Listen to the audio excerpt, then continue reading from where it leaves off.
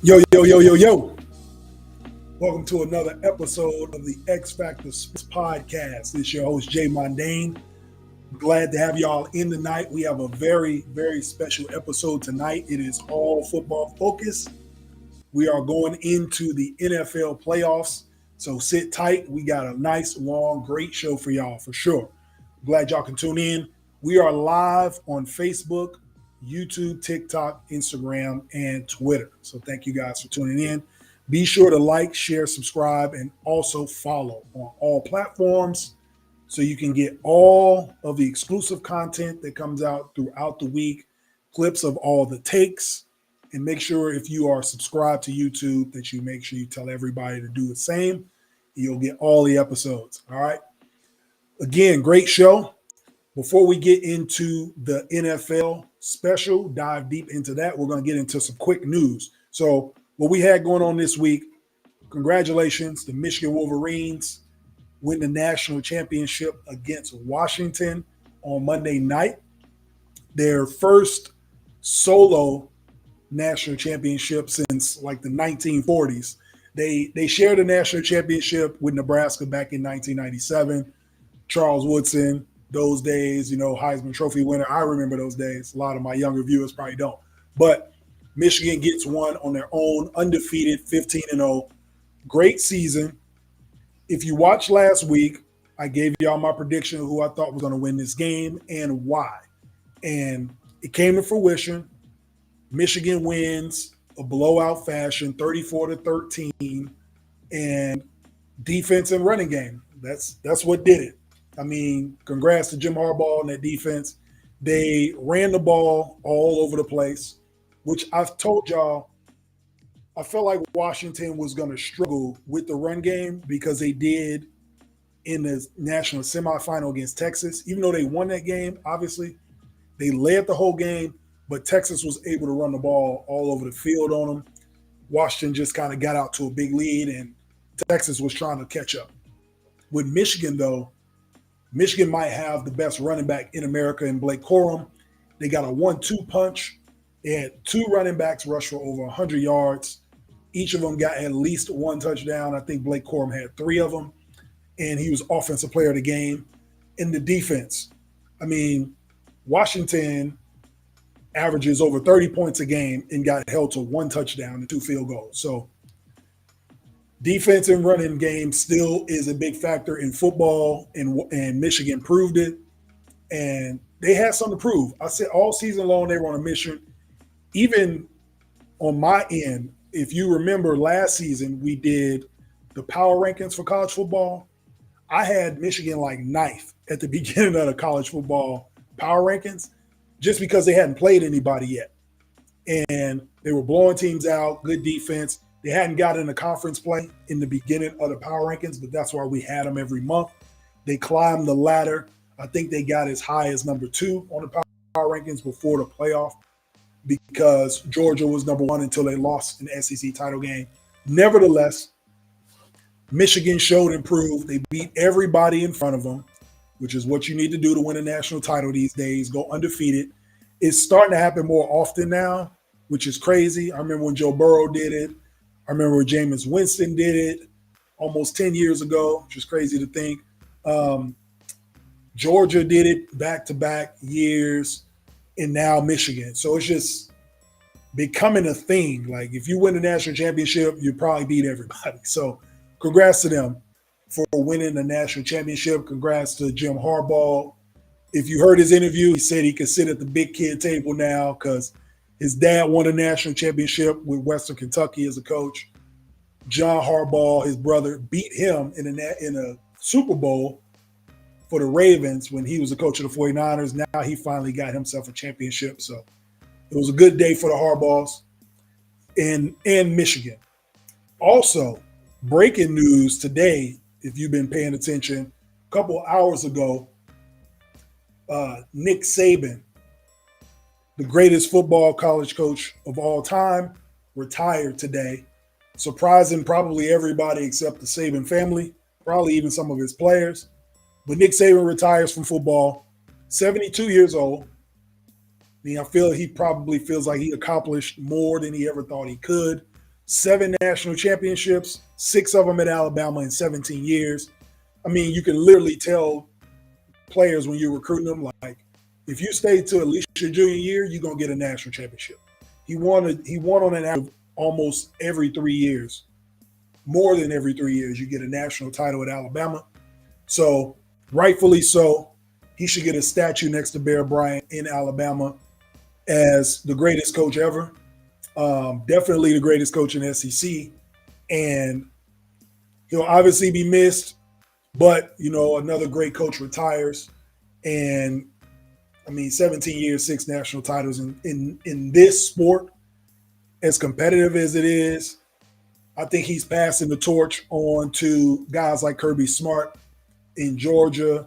You got, coaches, maybe Jim Harbaugh stays. You got a coach at Washington. You got Oregon's coach who came from Georgia. So you got a lot of young up-and-coming coaches. You got coaches that have already won national titles on Nick Saban's watch. So it'll be interesting to see what the college football landscape looks like with Nick Saban gone, and who will be the coach. Who is the successor to Nick Saban at Alabama? So we'll wait and see about that. All right. Now let's get to college basketball. Let's talk about the ladies first. Caitlin Clark, talking about greatest coaches of all time. Caitlin Clark out of Iowa might be the greatest women's basketball player we've ever seen. Y'all see what Caitlin Clark does. Triple-double anytime she wants. If you need 30, she's going to get you a 30 ball. Hitting half-court shots, game winners. Like, she does everything for the Iowa Hawkeyes. She's less than 300 points away from being the all-time leading scorer in women's college basketball.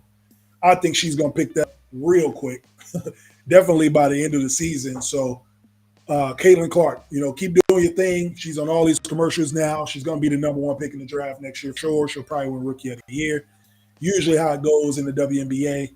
The best college women's player goes on to the WNBA, and they automatically win that Rookie of the Year. So I'm excited to see her pass Kelsey Plum.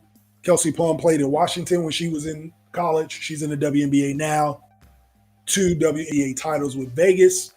I think Caitlin Clark is up next. So congrats to her on that.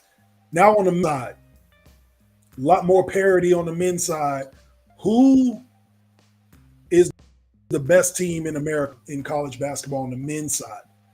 So now in college basketball, because we're past the holiday, we're into the second semester, we're into January. This is where I think college basketball is worth talking about. Say what you want. I know there's a lot of college basketball fans. They love it.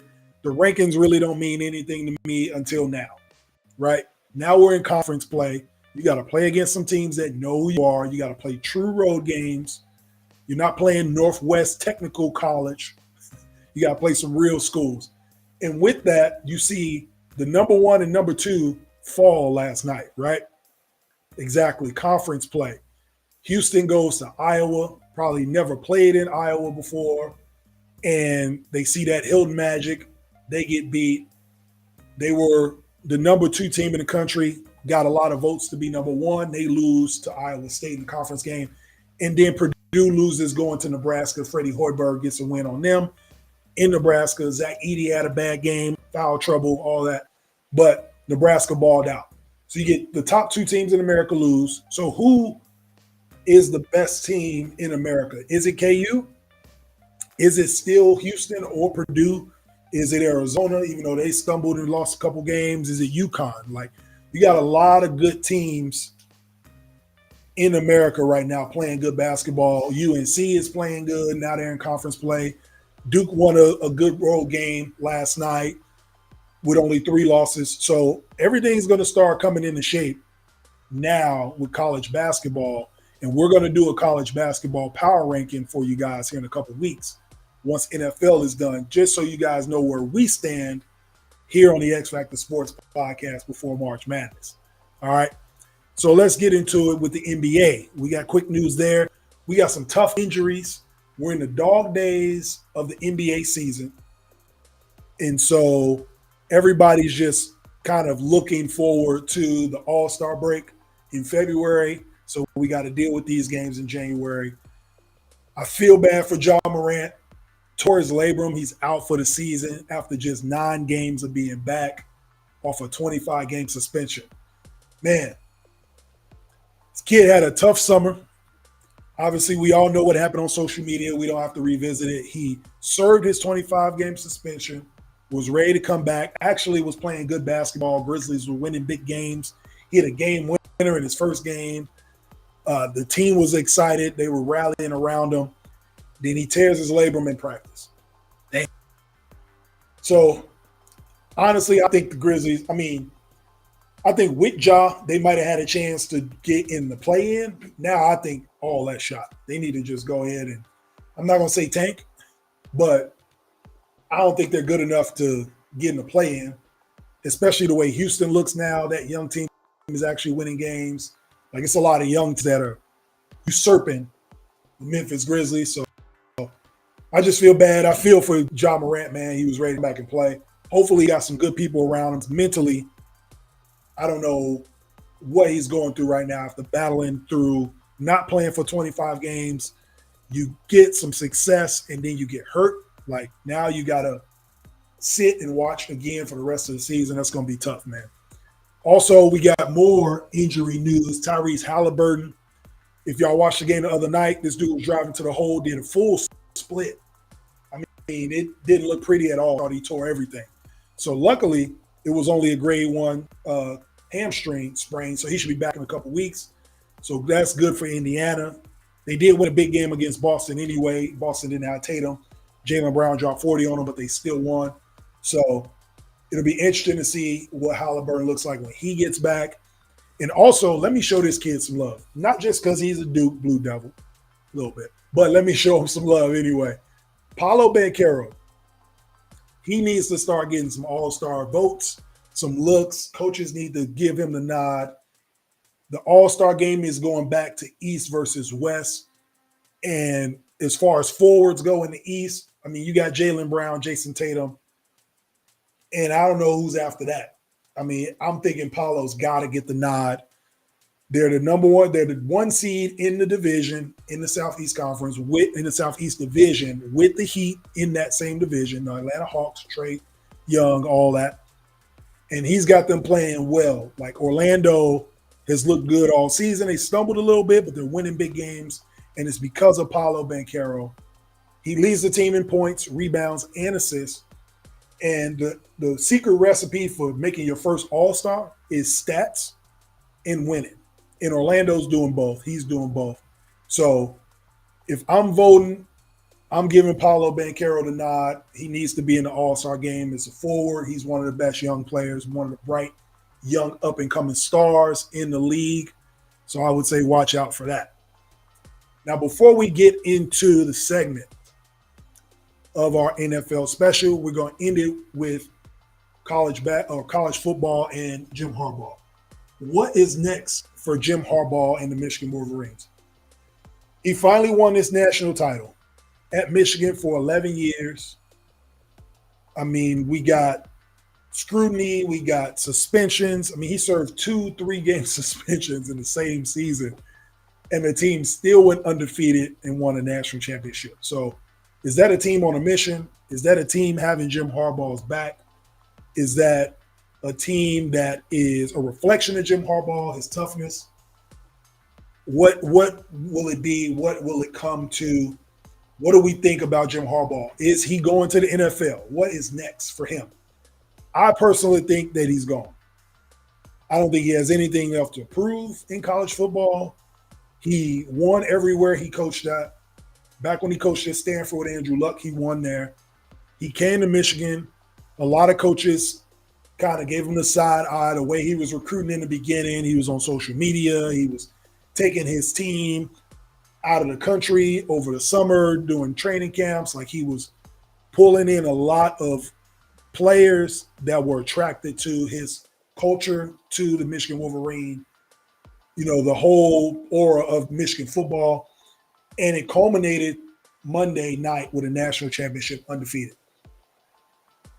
Like I said before in the last episode, when you got a coach that is complaining about, not necessarily complaining, but has some criticisms about the NCAA with the rules, about where the state of the NCAA is going. Now we're expanding the college football playoff.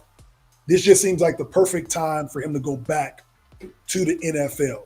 Now, where would he go? If you pay attention to the NFL, after week 18, there's always this thing they call Black Monday. And Black Monday is basically when coaches get fired. All right. So the Atlanta coach got fired already.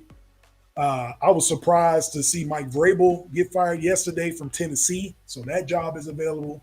You got Derrick Henry over there. Good defense. Young quarterback in Will Levis. Pete Carroll today just stepped down from Seattle. Long history in Seattle, won a Super Bowl there, went to 2 of them. Maybe we see Jim Harbaugh go back west and go to Seattle. The Raiders, even though the Raiders have a good interim coach in Antonio Pierce, I think they keep him because they don't want to make the same mistake they did with Richard Biscacci. They had him as the interim coach and let him go. This dude went through everything with that Raiders team, Henry Ruggs situation, all that, and still went to the playoffs, and they let him go. So I don't think the Raiders want to make the same mistake twice. So I hope Antonio Pierce keeps that job. They take the interim tag off and keep him as the head coach. You got Washington Commanders. They let go of Ron Rivera, but maybe the offensive coordinator will get that job. The enemy will probably get that. We'll see. But I think personally, Jim Harbaugh should look into the LA Chargers job. Why should he do that? One, it's in LA. All right. They're going to back up the Brinks truck to get him, especially leveraging coming off a national championship. He's the most highly sought out coach in football right now, for sure. He goes back to California. He is back in the NFL where he wants to be. You got Justin Herbert, one of the elite young quarterbacks in the NFL that he can work with. You got a great defense and a team that just underachieved. I think that Brandon Staley lost the locker room last year when they blew that playoff lead to the Jags. Excuse me. I think he lost the locker room then. Should have been fired last year. They let him go through this whole season with that locker room in turmoil. And now I think it's time to let Jim Harbaugh step in and change that culture. I think they play hard for him. He obviously knows how to put together a staff that can do defensive running with Austin Eckler and that great defense that they have, Khalil Mack, Derwin James, Joey Bosa. I think he can make something happen over there in LA. That's just my guess. You guys let me know what you think.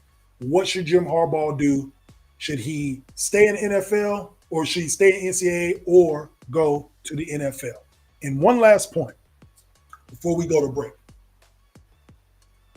I'm going to say it. Nobody else might say it, but I'm going to say it. Will this national championship be tainted? Right? Again, I alluded to it earlier. He had 2 3-game suspensions in the same season. One for the recruiting violation, buying the kid a hamburger. Whether you believe that these violations were real or not or valid, they happened. All right. In a 15-game season, he missed 6 games for suspension. And then he missed the 3 because of the sign stealing. Whether he knew about it or not, it's his program, right?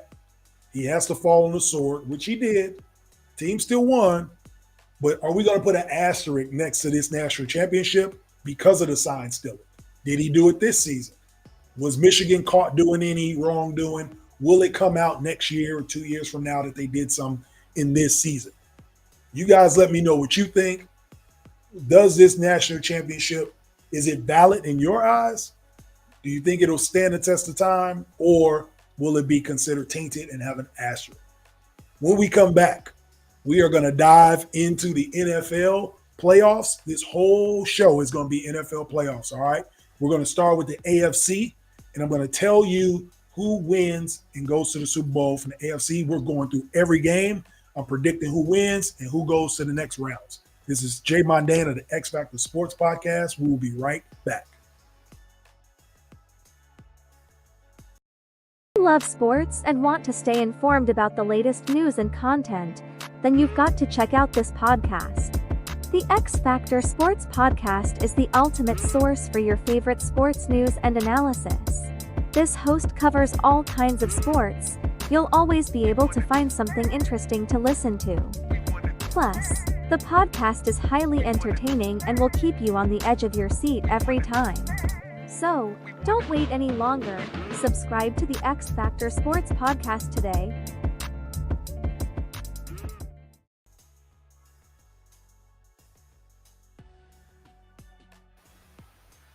Yo, welcome back to the X Factor Sports Podcast.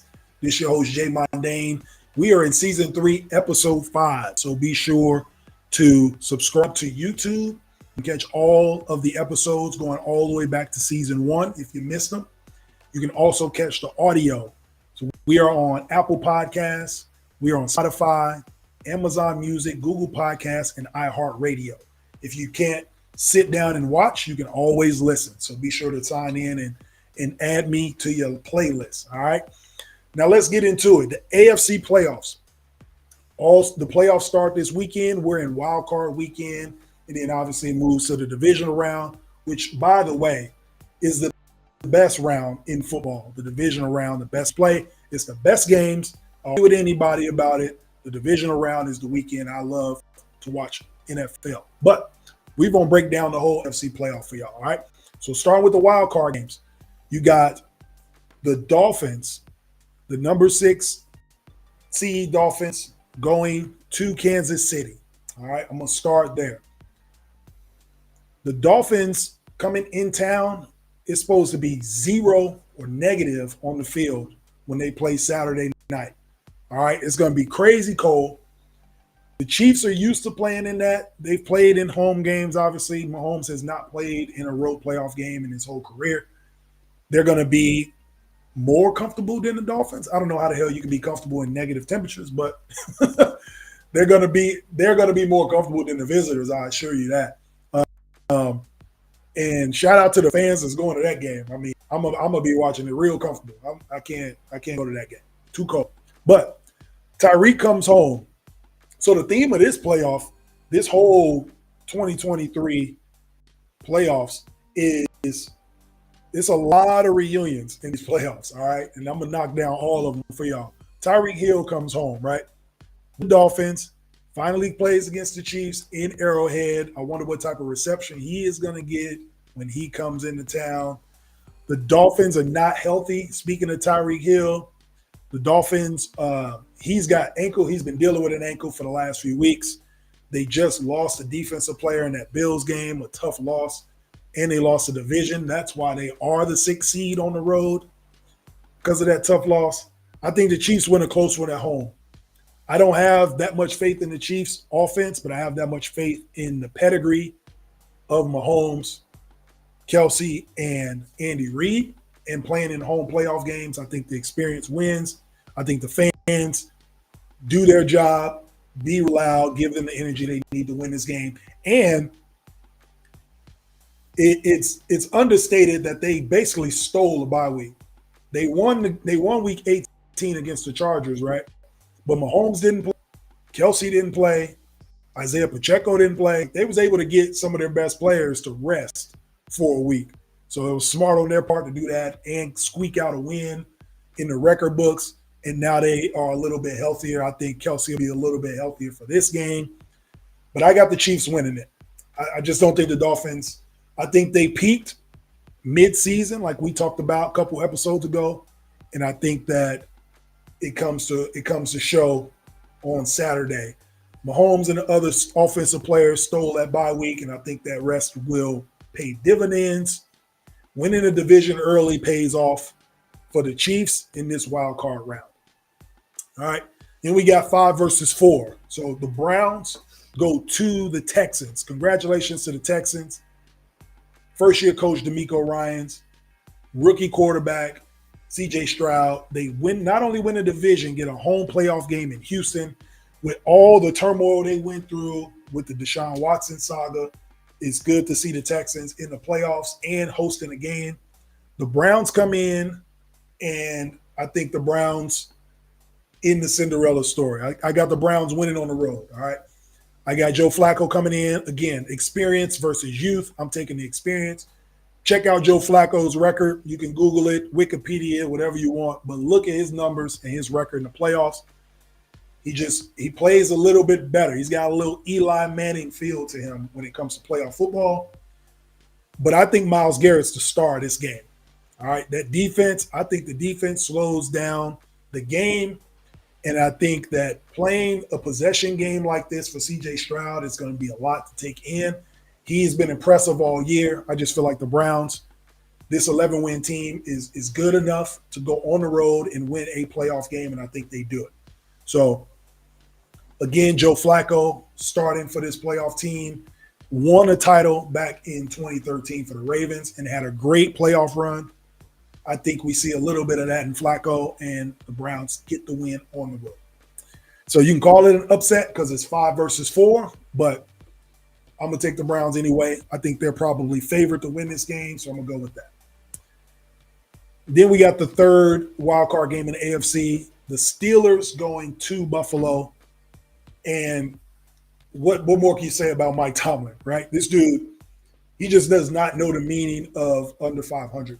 Like, he always finds a way to win more games than he loses every year. And it's crazy because people talk about he should be fired or he should be on the hot seat. It's like, what do y'all? I would kill for a coach like Mike Tomlin. As a Bears fan, I mean, this dude, he does not, whatever team you throw out there, he figures out how to win games. Simple as that. And that's all you want to ask a coach to do. Is figure out how to win. You can put in backup quarterbacks. You can put in backup defensive players. It don't matter. Rain, sleet, snow, sunshine. This dude just finds ways to win games. He's a great motivator, great coach, great in front of the microphone. His team loves him. Everything you will want to coach, he's winning. They're not talented enough to get to the next level, but with what he has, he puts it together and they win games. And that's why they make the playoffs. So he might be the best coach in football, arguably, depending on who you ask, depending on what side of the country you're on. If you're in the middle of the country, you're probably Team Andy Reid. If you're over on the other side, you might be thinking Tomlin. I think it's a pick 'em, honestly. I think they would both win with the teams they have. With that being said, though, I think they caught Buffalo at the wrong time. You know, even though Mike Tomlin and the Steelers won some big games, made it in the playoffs with Mason Rudolph at quarterback, they're running into the hottest team in football. I mean, let's just call it what it is. The Bills were 7-6, 6-6. My bad. They were 6-6 team. Sean McDermott on the hot seat. They ran off 5 straight games. And in those 5 straight games, they beat the Chiefs in Kansas City. They blew out Dallas. And then to win the division, steal the division from the Dolphins, they go to Miami and beat them. So I think they're the hottest team right now in terms of their winning streak. The Ravens are obviously the best team. That's why they're the 1 seed, and they lost to the Steelers. Nobody played, really. They already had their spot locked at the 1. But you can't deny the Bills are peaking at the right time. And that's what you want to be doing in January, and I feel like that's what they are. And I got the Bills winning this game at home. No T.J. Watt for the Steelers. A backup quarterback in Mason Rudolph. And I just think running into the hottest team in Buffalo is bad form for the Steelers, so I got them losing. So now that takes us to the divisional round, where we got the 4 teams left. You got the Browns going to the number 1 Ravens after their bye. And here we go with another reunion. Joe Flacco comes home to the Ravens, where he won a Super Bowl in 2013 and basically got replaced by Lamar Jackson, who will probably win the league MVP this year. So that's the divisional round. I think the Ravens are too much at home. I believe this will be a tough game because it is the divisional round, but they're 2 divisional opponents. They've already played each other twice. The Browns actually beat them once. I think it'll be tough, but Ravens at home, I think this is what their focus has been all season, is to get home field advantage. Everybody has been looking up at Kansas City for the last 4 or 5 years in this conference. And I think everybody was fighting to get that 1 seed for this reason alone. if they have to see the Chiefs, at least they see the Chiefs in their own home. So with that being said, I think the Ravens win. Lamar looks like he's on a mission. If you watch the games he plays in, you look at the interviews, he's just laser focused. I think they are thinking of something bigger than just getting out of this second round, out of the divisional round. And so I got them winning against the Browns. In the second divisional round game, we got the Chiefs going to Buffalo. And I think this is the end of the road for the Chiefs. Seeing the end of their dynasty or the end of their run. Miss D, give me the middle finger. But it is what it is. I'm telling y'all what I think. Based on what I've seen this year, you can't tell me that the Chiefs look like a Super Bowl team. Let's call it what it is. At the end of the day, Chiefs fans are watching. I know a lot of Chiefs fans watch the show. I appreciate y'all. But you can keep it real with me. From what you've seen this year, do they look like a team that is built to win a championship? I don't think so. And like we talked about earlier in the year, Mahomes is going to play in his first road game in the playoffs. And it's going to be up in Buffalo, and I got Buffalo beating them. The Bills have been waiting at least 3 years for this game. They are tired of getting beat by the Chiefs in the playoffs. I think this is the game. I think they finally get them in the divisional round, and the Chiefs go home early. So to get an opportunity to play the Chiefs at home in the playoffs is what they thought about, was what they had circled on their calendar. That's why it was such a big deal when they won in Kansas City, because if there was an eventual tiebreak, they get the nod for that 2 seed, and here we are.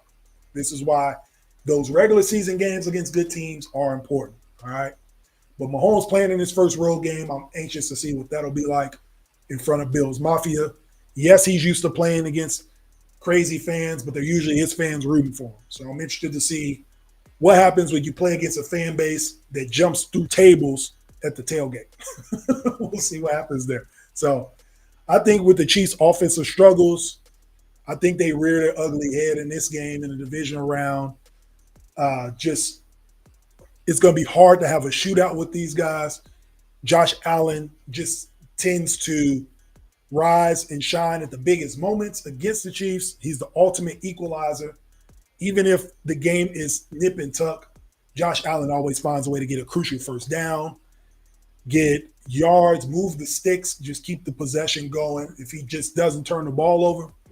So I feel like this game is made for him. I think that Josh Allen and the Bills win, and they get to an AFC title game, get back to an AFC title game. And they meet the Ravens. So the Ravens, Josh Allen versus Lamar Jackson. Lamar gets in his first AFC title game. And I think Lamar Jackson outduels Josh Allen at home in Baltimore. I got Baltimore going to the Super Bowl. I think the Ravens get there. I think they remember in 2019 what happened. They were the top seed. They got upset. I think that's still in the back of their minds. I think that's in the back of John Harbaugh's mind. I think he wants to go back to a Super Bowl with this team, and I think they take advantage. They just seem focused all year. They've took on all challenges.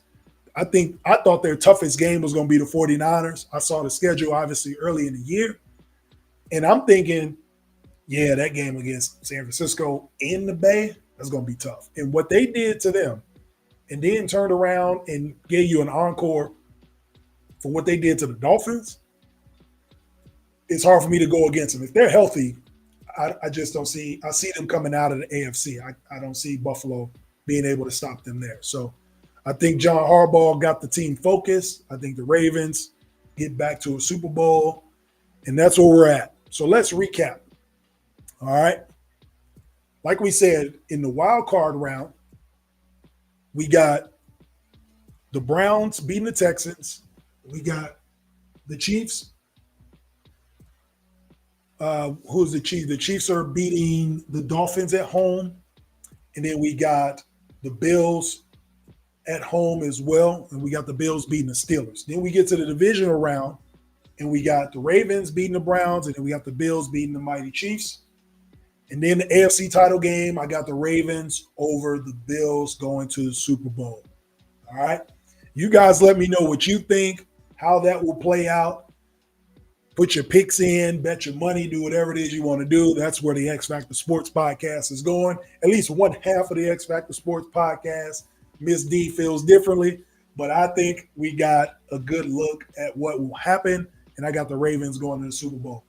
When we come back, we are going to go to the other side, the NFC, and I'm going to go through all of those teams and tell you who the Ravens will meet in the Super Bowl. This is the X Factor Sports Podcast.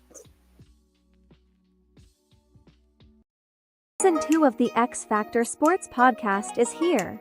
Be sure to tune in live every Wednesday night on YouTube, Facebook, and TikTok for real unbiased sports talk. Jay Mondane is bringing a fresh new point of view on the sports world. You don't want to miss out. Subscribe to the X Factor Sports Podcast today. Audio available on Apple Podcast, Spotify, Amazon Music, Google Podcast, and iHeartRadio. The X Factor Sports Podcast. Real talk for real sports fans.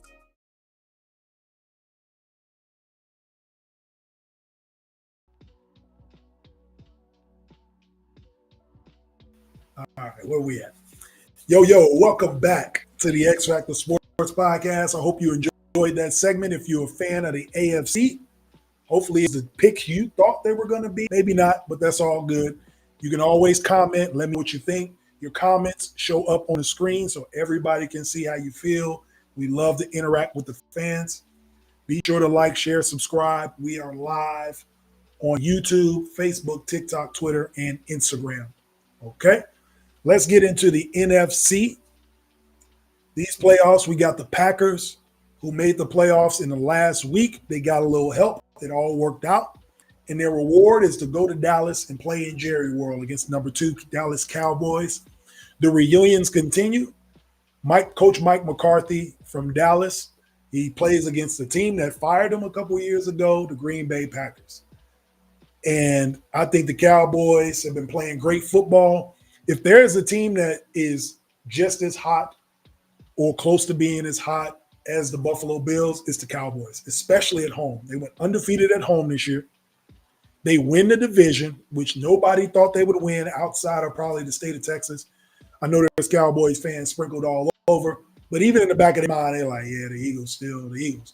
But congratulations to them. I didn't think they would win the division, and they did. And now they get a home playoff game throughout, at least to the NFC title game. So I got the Cowboys winning this game, okay? Particularly playing at home, they've been great. Can't deny it. CeeDee Lamb has emerged as one of the best wide receivers in the game. If you haven't been watching the Cowboys or looking at the numbers all year, I mean, just go look at CeeDee Lamb stats. This dude is a touchdown machine, yards machine. I think he's got over 1,500 yards receiving, over 10 touchdowns. Like, he's been balling out. All right, he's having a good year, a great year. He should be an All-Pro for sure. Because of that, I don't think that Green Bay has any answer for him in the secondary. I think Dallas wins this game easily. Excuse me. I know it's hard to say in a playoff game a team could win easily. I just don't feel like Green Bay can match up with them offensively. And the Cowboys' defense is predicated on turnovers. Jordan Love in his first playoff game on the road, he's looked good this year. But I feel like the pressure of the youngest team in the NFL playing in the playoffs on the road against an experienced Dak Prescott, Mike McCarthy, I think there's a little extra juice in this game because Mike McCarthy was fired by this team. I think he motivates them. I don't think there needs to be anything said before this game. I think the players understand the magnitude. They want to win this game for Coach Mike, and I think they get it done. So for that reason, I'm taking the Cowboys over the Packers, and I don't think it's going to be particularly close. All right. So youngest team in the league, like I said, going away. I don't think it's going to work out. The next game, you got the Rams against the Lions. The Lions are hosting their first playoff game in 30 years. You heard me right. So for my viewers out there, for those of you old enough to remember Barry Sanders, that's the last time the Lions hosted a playoff game. Barry Sanders was playing in it. Emmitt Smith was playing for the Cowboys. Like, this is a long time ago. All right. So congrats to them for winning the North and getting a home playoff game. But I actually called the upset on this one. I got the Rams coming in at the number 6 spot, going into Detroit and beating the Lions. I think the Lions peaked early, just like the Dolphins. And I think that their season ends at home. We got another reunion. We're going to flip-flop. We got Matt Stafford coming home to Detroit. And then we got Jared Goff playing against his former team in the Rams. The two quarterbacks were actually traded for, and now they play each other in the playoffs for the first time in NFL history. I think Stafford goes off in this game. I think that the Rams are focused. I think they're ready. A lot of these playoff matchups are experience versus inexperience. Sometimes that works in your favor when in a one-and-done situation, if you're a young team or an inexperienced team, because you don't know what you don't know, right? You don't worry about the pressure. You don't worry about the magnitude of the moment. Whereas the veteran teams who lost games and won games, even Super Bowls, they may have in their mind the magnitude of how important the game is, how important a possession is. The Lions might just go out and play free. Like, hell, we at home. We got our fans here. Like, nobody expected us to be here. Let's just go out and ball. But I just feel like the Lions have played their best football already. And the Rams are trending, playing good football. Got a good win against the 49ers, who they cannot beat for some reason ever. In the last game of the season, of the regular season, I feel like they take that momentum with them, and they take it to Detroit and win that game. Remember, when the Rams won the Super Bowl, they were on the road. I'm not indicating that they're going to win a Super Bowl this year, but what I'm saying is the Cooper Kupps, the Aaron Donalds, the Matt Staffords, the Sean McVays, like, they were on that team. And they knew how important it was to go on the road and win playoff games. Going to Tampa Bay and beating Tom Brady to get to a Super Bowl. So I think that they will be prepared to win this. Still a lot of Super Bowl champs on that Rams team. A lot of pride there, right? And they probably want to win this game for Stafford. The Lions probably want to win this game for Goff because he feels like he got slighted. Yada, yada, yada. A lot of bulletin board material. But I think the Rams just play better football in the playoffs and the Rams win. Simple as that. So I think the moment's too big for the Lions. I think the moment is too big for Jared Goff. And I think that Stafford takes it all in. He's healthy. I think they come out and play a great game. Rams win. And then in the last one, we got in the wild card round at NFC, not the last game. But the Eagles, number 5, who have been playing terrible over the last month. They've lost 5 of the last 6 games. They ain't even limp into the playoffs. They got airlifted into the playoffs. They've been playing so damn bad. So you got them going to Tampa Bay and a division-winning Tampa Bay Buccaneers who believes in Mr. Progressive commercial, Baker Mayfield. I got them winning this game. This may seem like an upset to y'all, the Bucs being the 4 and the Eagles the 5. I think the Super Bowl hangover is real, and they've shown it over the last month and a half, losing 5 out of their last 6 games. So I'm taking the Bucs. I'm probably in the minority in this. I'm taking the Buccaneers to win this game in an upset. I just think the Eagles are out of gas. There is turmoil in the locker room. Nick Sirianni is snapping off on the media, and A.J. Brown's not happy, and he's hurt. Jalen Hurts is hurt. The defense does not look the same as it did last year. They have 30 less sacks than they had last year. They were dominant last year on the defensive line. They look old. Fletcher Cox looks older. They just don't look good. They do not look like a team with an identity anymore. And for that reason, I feel like the Bucs are just going to put them out of their misery. I think it's going to be, if you want to call the 4 or 5 with the 4 winning and upset, because the Eagles are defending NFC champs, I think they're out in the first round. All right. This reminds me a lot about, I'm crossing sports here. This reminds me a lot of Kentucky with John Calipari. Remember the year they went to the national championship? In that next year, they brought all those freshmen back, and they just had a disappointing year. They didn't even make it they went to the NIT, and then they just laid an egg in the NIT. Like, the players didn't want to be there. They didn't want to play in the NIT. They felt like they should have been in the tournament. They deserved better because they were Kentucky, but they didn't play good enough. And then they just got rolled in the NIT game. I'm getting the same vibes from the Eagles. I feel like the Eagles feel like they should have been better because they're the Eagles. But that locker room, something's not right in it. And I think the Bucs beat them. I could be wrong. Again, this is all opinionated. That's what this show is. But from what I've been seeing and from what I know of sports and from what I've seen past, teams that look like this going into the playoffs do not have success. You can't turn the light switch on like that, especially against a team that believes in their quarterback in Baker Mayfield. The Bucs believe in him. They're winning games 9-0. They're winning shootouts. Like, they were predicted to be last in the division, and they ended up winning the division. I mean, you don't get more belief in a quarterback than that. And I think because of that, and because they're playing flat out better football, I think they win at home against the Eagles and send them packing early. So that's where I got. Defense looks good. I believe in the Bucs for this game. Then we get into the divisional round. So the Rams are going to Dallas. This is a scary game. If you are a Cowboys fan, I would be afraid. I would be nervous. All right. For this simple reason. Over the last 30 years, the Cowboys get to this game and they choke. It is what it is, right? Again, the same thing I said in the last segment. Chiefs fans probably don't like to hear it. Cowboys fans might not like to hear it, but you know it's the truth. Some of y'all that are watching the show have not seen your team get past the divisional round because they haven't done it in 30 years. So I'm not telling you a lie, right? They get to this game and something happens. Dak throws turnovers. They can't run the ball. Like, there's always something that happens to the Cowboys in this game.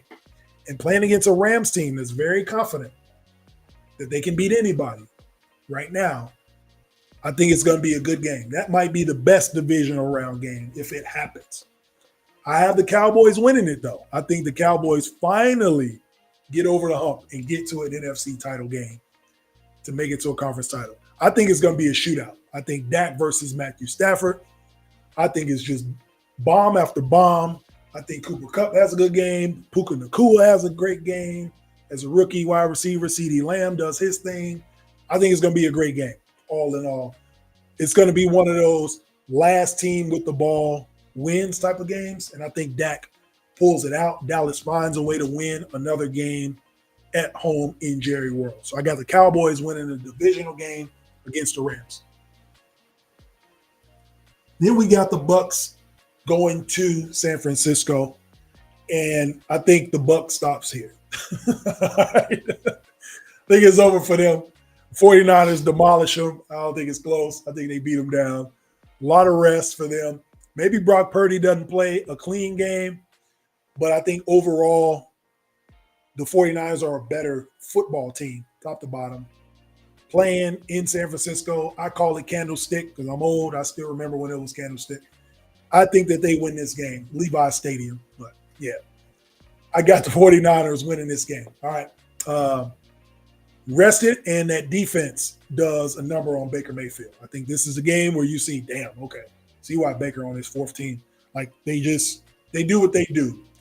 And every game that Deebo Samuel's played in and Trent Williams, they've won, except the one game against the Ravens. They're undefeated when those dudes play. And I think that train keeps going. I think they beat up on the Bucs pretty bad. The Bucs are just going to be outmatched, I think is what it is. Flying across the country, I think they are overmatched and they lose. So that takes us to the NFC title game. And who do we have?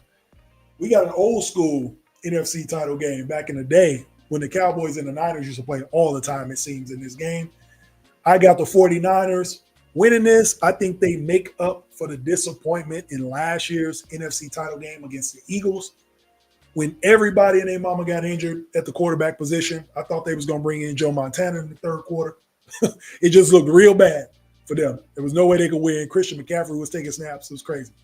I think that they come in and they win this game. I think the Niners go to the Super Bowl, taking nothing from the Cowboys, but the Niners have owned the Cowboys the last 3 games they played, including 2 playoff games. The Niners have beaten up on them. I don't think anything changes here. Maybe this is a close, more competitive game, but I got the Niners winning it. And because of that, we got the Niners going to the Super Bowl. So let's recap what we got in the NFC. All right. We got the Cowboys at home in the wild card beating the Packers. We got the Rams upsetting the Lions in Detroit. And then we got the Buccaneers upsetting the Eagles, even though they're at home. But everybody probably has the Eagles winning. I believe the Bucs win that game. I think that's a big win for that franchise. And they move forward. It's kind of the Brady era ending, and they feel like they're going to be all right. I think that's a good game for them. Then we get to the divisional round. Rams go to Dallas. I got Dallas winning that game, getting over the hump finally, and getting to, or the Cowboys winning that game and getting over the hump against the Rams and getting to an NFC title game. And then I got the Niners beating the Tampa Bay Bucks. So in the NFC title game, we got the Cowboys versus the Niners. Niners going to the Super Bowl. So you guys let me know what you think. Just like the AFC side, the NFC side, I got the Baltimore Ravens, San Francisco 49ers. Looks like we got a rematch from the Super Bowl back in 2013 when the Harbaughs fought against each other. Let's see if this will be the year of the Harbaugh or will the 49ers get their payback. We'll be right back with the X Factor Sports Podcast, and I tell you who we think will win the Super Bowl. We'll be right back.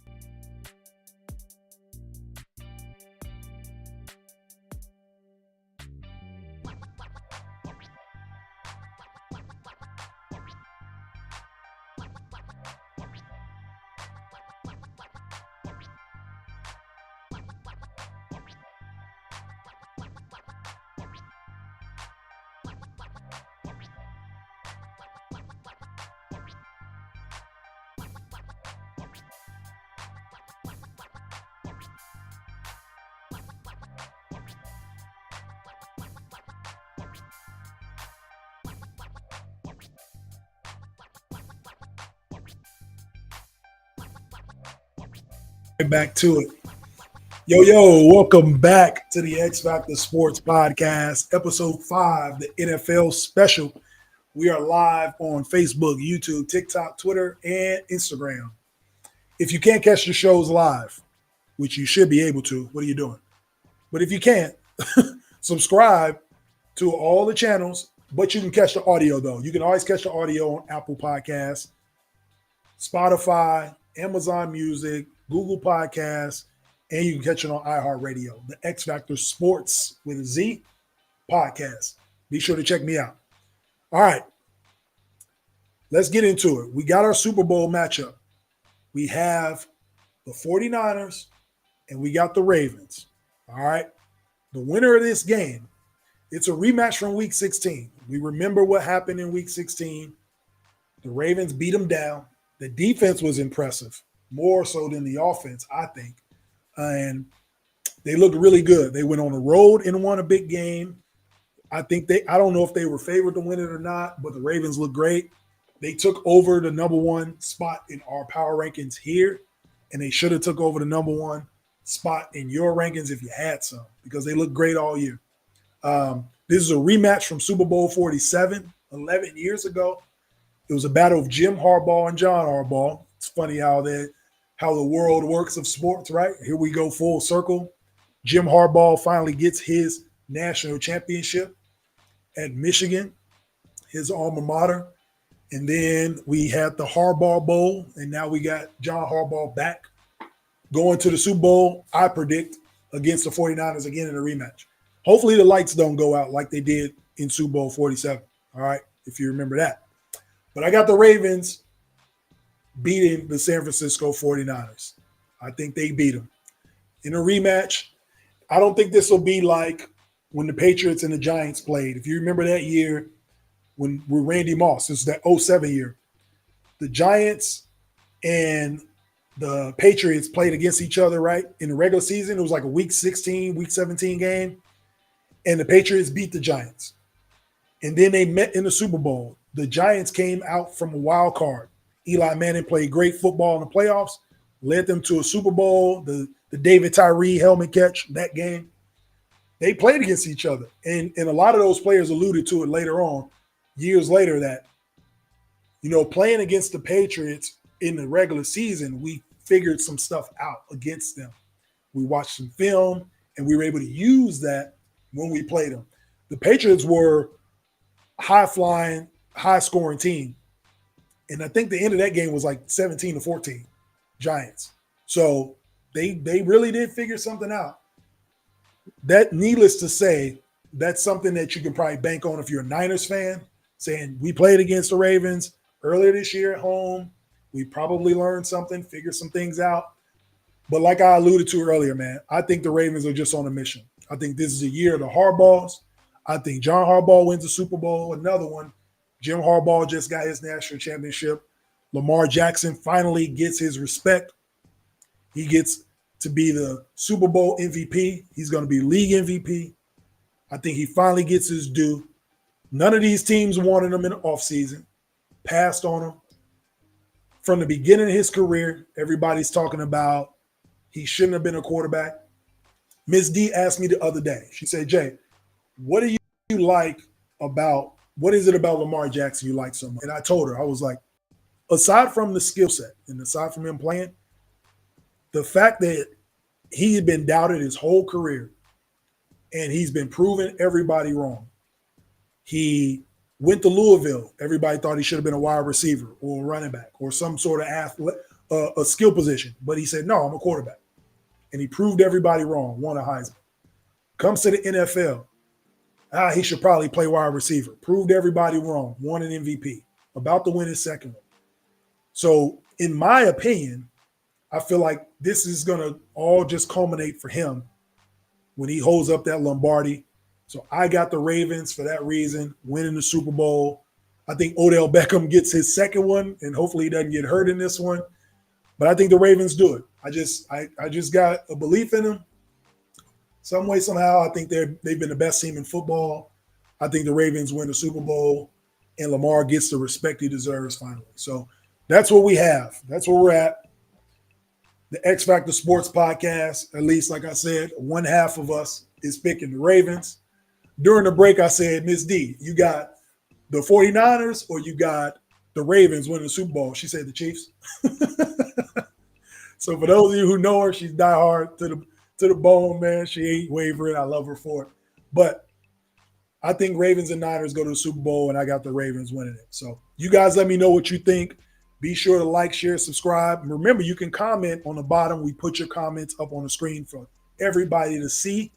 Let us know who you think is going to win the Super Bowl. Even if it isn't one of those two teams we picked, you guys let me know. I'll be more than happy to comment through the week and give y'all the reason why I think not or agree with you. So you guys let me know. When we come back, we will get into our 2-minute warning. You don't want to miss this. This is about the athletes and their mental health. We'll be right back with the X Factor Sports Podcast. If you love sports and want to stay informed about the latest news and content, then you've got to check out this podcast. The X Factor Sports Podcast is the ultimate source for your favorite sports news and analysis. This host covers all kinds of sports. You'll always be able to find something interesting to listen to. Plus, the podcast is highly entertaining and will keep you on the edge of your seat every time. So, don't wait any longer. Subscribe to the X Factor Sports Podcast today.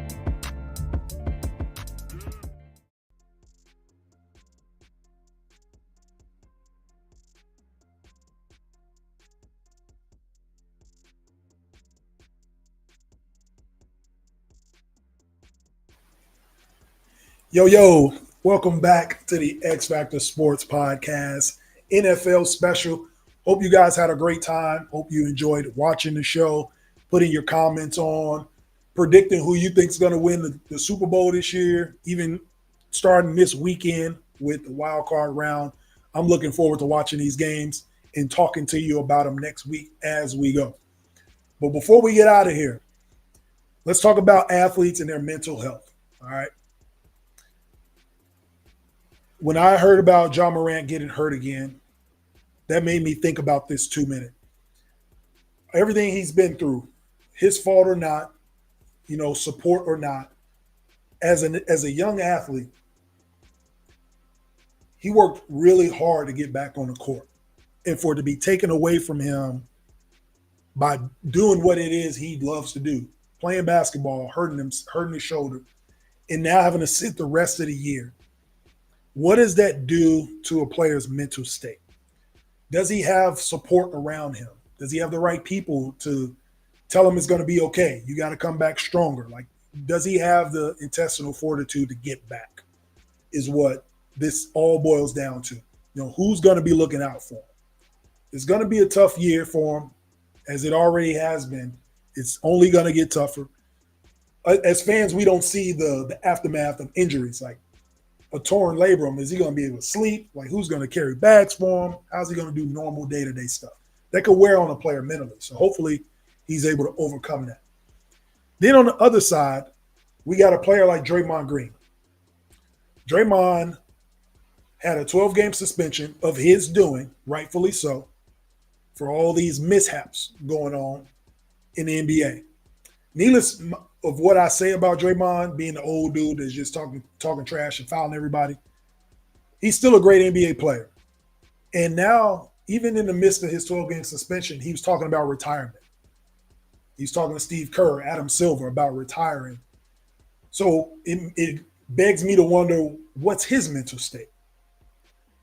When things happen to these players, like who are they going to for accountability? Like we talked about last week, who's holding these guys accountable? Where is the support for them mentally? You got to understand that athletes are people too, and their mental health is just as important as their physical health on the court for what they bring to the table.